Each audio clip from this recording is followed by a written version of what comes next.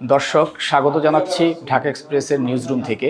আমি মোহাম্মদ জুবায়ের আলম আছি আপনাদের সাথে। সঙ্গে আছেন ঢাকা এক্সপ্রেসের নির্বাহী সম্পাদক সোহেল অটুল। আসসালামু আলাইকুম। শুরুতে আমরা একটা প্রশ্নে আসি। পুলিশ পরিদর্শক মামুন হত্যার দুবাই পলাতক আরাফ খান ও তার স্ত্রীকে বাংলাদেশে কোন প্রক্রিয়াতে এনে তাদেরকে সাজা প্রদান করবে বা কারাগারে প্রেরণ করবে, আমাদেরকে যদি একটু বলেন। Thank you Zubair. আজ একটা রায় ঘোষিত হলো আদালতে আরাফ খানের এই পুলিশ পরিদর্শক হত্যা মামলার। সেখানে আরাফ খানের যাবজ্জীবন রায় হয়েছে। তো এইটা আরাফ খানকে দেশে ফিরিয়ে আনা বা এই বিচারিক কার্যক্রমের সঙ্গে যুক্ত করাটা একটু জটিল প্রক্রিয়া। এই কারণে যে আরাফ খান যে দুবাইতে আছে, আরব আমিরাতে আছেন, উনি কিন্তু বাংলাদেশের পাসপোর্ট নিয়ে ওখানে নেই, বাংলাদেশের নাগরিক হিসেবে দুবাইতে যাননি।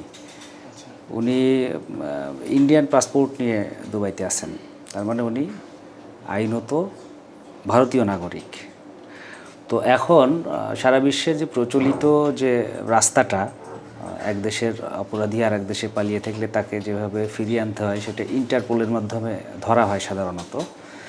ইন্টারপোলের রেড নোটিশ 2023 সালেও একবার জারি করা হয়েছে আরাফ খানের নামে, কিন্তু প্রক্রিয়াটা জটিল বলেই আসলে তাকে আনা সম্ভব হয়নি।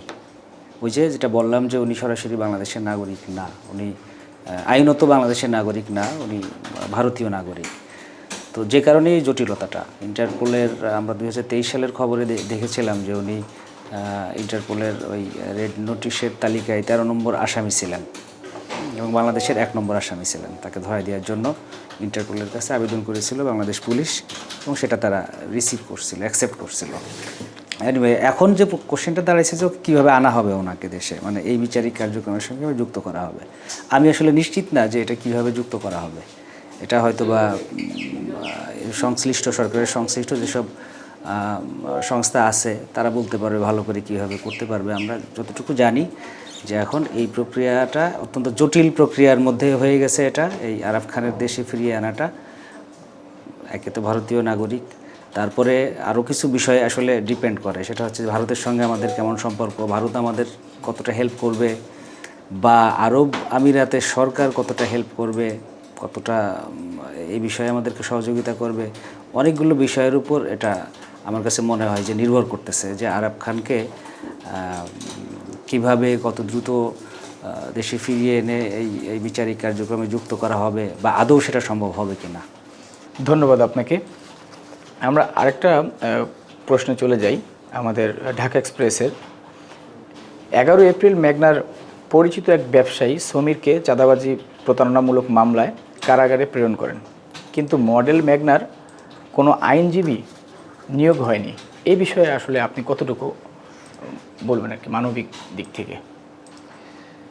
আইনজীবী তো যে কোনো অপরাধীরই পাওয়ার অধিকার। এটা মানে যত বড় অপরাধীই হোক না কেন, আদালতে বিচারিক কার্যক্রমের জন্য আইনজীবী, তার পক্ষে কথা বলার জন্য আইনজীবী পাওয়া তার অধিকার।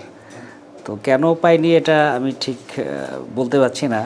এটাও কিন্তু খুব স্পর্শকাতর ইস্যু আমাদের দেশের জন্য। হ্যাঁ, আপনি জানেন যে সৌদি আরবের রাষ্ট্রদূতের সঙ্গে মানে সম্পর্কের জেরে, প্রেম ঘটিত সম্পর্কের জেরে আমরা যতদূর জানতে পারছি এখন পর্যন্ত, যে মেঘনা আলমের আজকের এই পরিণতি। তো এটা খুব স্পর্শকাতর ইস্যু এই কারণে যে আমাদের শ্রমবাজার, আমাদের দেশের প্রায় 30 লাখ শ্রমিক সৌদি আরবে কাজ করছেন।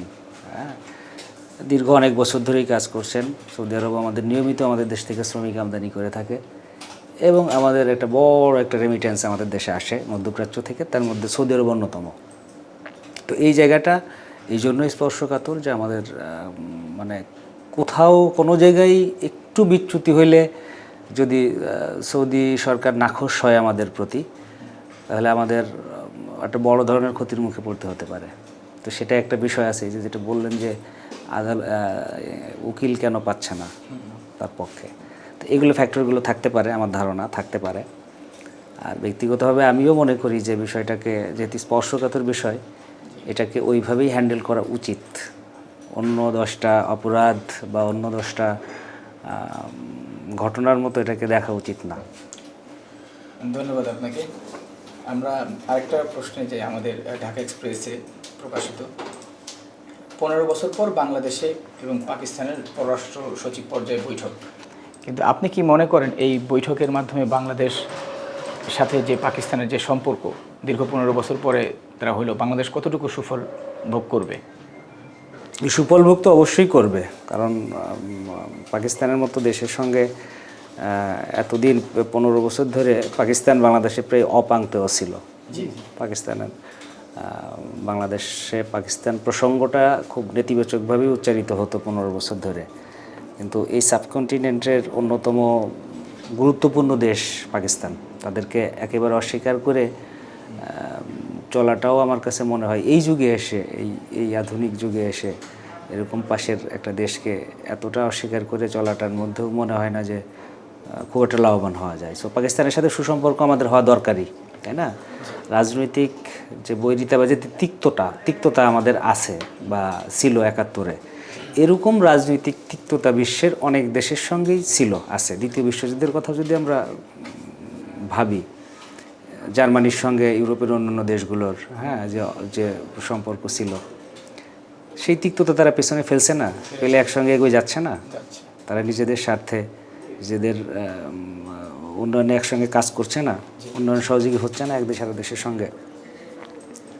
ব্রিটেনের সঙ্গে আমেরিকার একসময় তিক্ততা ছিল না, তো ব্রিটেন এখন সবচেয়ে বড় সহযোগী আমেরিকার, তাই না? তো সেখানে পাকিস্তানের সঙ্গে রাজনৈতিক যে তিক্ততা আমাদের ছিল, আমি মনে করি ব্যক্তিগতভাবে সেটা ছিলই থাকা উচিত, সামনের দিকে আমাদের যাওয়া উচিত। পাকিস্তানের সঙ্গে সম্পর্কটা এগিয়ে নেওয়া ভীষণ দরকার, ভারতের সঙ্গে যেমন দরকার পাকিস্তানের সঙ্গেও ভীষণ দরকার। তো এটা একটা গুড সাইন যে 15 বছর পরে আবার মানে পররাষ্ট্র সচিব পর্যায়ের যে বৈঠক, এত উঁচু পর্যায়ের বৈঠকের এই 15 বছরে হয়নি যেটা বলা হচ্ছে। এটা 5টার সময় আমাদের পররাষ্ট্র সচিব এম জসিমউদ্দিন উনি ব্রিফ করবেন এই বিষয়ে কী কী আলোচনা হয়েছে বা কী হতে পারে। তবে এই সম্পর্কটা ঠিকঠাক হওয়া দরকার, আমি মনে করি যে এটা বাংলাদেশের স্বার্থেই এটা হওয়া দরকার। আচ্ছা, আমরা আরেকটা শেষ প্রশ্ন করে শেষ করতে চাই। ঢাকাসহ 12টি অঞ্চলে ঝড়ো বৃষ্টি এবং প্রচুর পরিমাণে বৃষ্টি হবে আর কি, এটা পূর্বাভাস খবর আবহাওয়া অধিদপ্তরের। এখন উত্তর সিটি কর্পোরেশন এবং দক্ষিণ সিটি কর্পোরেশন এই বৈষম্য বিরোধী ছাত্র আন্দোলনের পর তো অনেক কাউন্সিলররাই তাদের এই কার্যালয়ে নাই। এখন বড় ধরনের কোনো জলাবদ্ধতা বা জনগণের সমস্যার সম্মুখীন কোনো ধরনের জলাবদ্ধতা হলে মানে এই পর্যায়ে আসলে মানে প্রস্তুত আছে কিনা কর্পোরেশন, বা কতটুকু কি আপনি একটু আমাদেরকে সাজেশন দেন? প্রথম কথা হচ্ছে যে এটা সিজনই তো ঝড় বৃষ্টির সিজন, এটা তো এমন না যে বাংলাদেশে হুট করে ঝড় বৃষ্টি চলে আসছে। প্রতি বছর এই সময় ঝড় বৃষ্টি হয়, এটা আমরা সবাই জানি। বাংলাদেশে ঝড় বৃষ্টি নিয়ে যাদের দায়িত্ব আছে, যে কাউন্সিলরদের বললেন বা যেসব সংশ্লিষ্ট দপ্তরগুলো আছে, এরাও ভালো করেই জানেন যে এই সময়ে এপ্রিল মেতে ঝড় বৃষ্টি শুরু হয় বাংলাদেশে, 3, 4, 5, 6 মাস টানা চলে। তো এই সময় কি প্রস্তুতি থাকা দরকার, নিশ্চয়ই তাদের থাকা উচিত। 1, 2 হচ্ছে গিয়ে কাউন্সিলররা বৈষম্য বিরোধী আন্দোলনের পর অনেক কাউন্সিলর পালিয়েছেন, যারা আওয়ামী কাউন্সিলর ছিলেন তারা পালিয়ে গেছেন।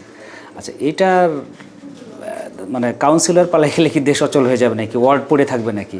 ওই যে একটা কথা আছে না, show must go on. Councillor নেই, তার সেকেন্ড ইন কমান্ড যিনি আছেন তিনি চালাবেন, সমস্যা নেই। তো এটা তো এমন কিছু না যে কাউন্সিলরের জন্য ওই ওয়ার্ড অচল হয়ে যাবে, এটা তো হতে পারে না।